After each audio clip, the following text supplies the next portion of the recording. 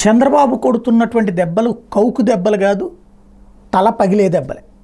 విలవిలలాడిపోతుంది YSR Congress party. అందులో ఎవరైతే key point ఉన్నారో అక్కడ దెబ్బ తగలడం అన్నటువంటిది. ఎస్పెషల్లీ పెద్దిరెడ్డికి తగిలిన దెబ్బ 40 ఏళ్లుగా ఏకఛత్రాధిపత్యంగా ఏ పార్టీ అధికారంలో ఉన్నా, ఏ ప్రభుత్వం అధికారంలో ఉన్నా పెద్దిరెడ్డికి తిరుగులేదు అనేటటువంటి ఫీలింగ్ అక్కడ ఉన్నటువంటి అభిమానుల్లో, కార్యకర్తల్లో ఉంటుంది. అందుకనే వాళ్ళు దురుసుగా ప్రవర్తించడం, అది అహంకారంగా మారడం, ఆ అహంకారం ప్రజల్లో అసహ్యాన్ని తీసుకురావడం ఇంత జరిగింది. బట్ పట్టు అయితే ఇంకా పోలేదనడానికి సాక్ష్యం మిథున్ రెడ్డి విజయం, పెద్దిరెడ్డి విజయం. కానీ ఆ పట్టుని తగ్గించడానికి వ్యూహాత్మకంగా చేసిన దెబ్బ. పెద్దిరెడ్డి సొంత నియోజకవర్గంలో నుండి కౌన్సిలర్లు అటు వెళ్ళిపోతారని ఎవరు ఊహించారా?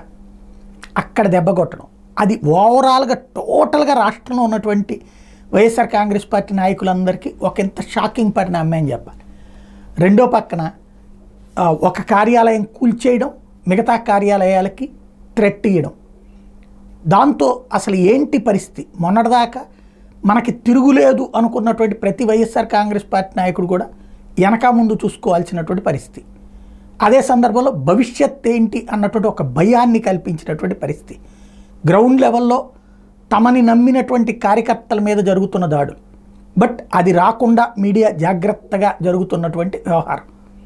ఇవన్నీ చూసినప్పుడు అసలు ఏంటి భవిష్యత్తు అన్నటువంటి స్టేజ్కి బాబుని భయపెడతాం అనుకున్నటువంటి వాళ్ళు ఆయన భయపెట్టలేదు. ఇప్పుడు వీళ్ళు భయపడిపోతున్నటువంటి పరిస్థితి అయితే కనబడుతుంది.